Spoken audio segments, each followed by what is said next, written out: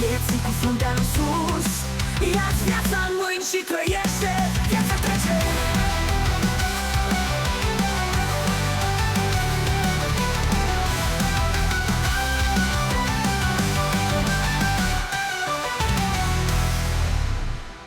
Nu permite nimănui ca să te îngenuncheze. Zâmbește vieții cu fruntea în sus. Ia-ți viața în mâini și trăiește.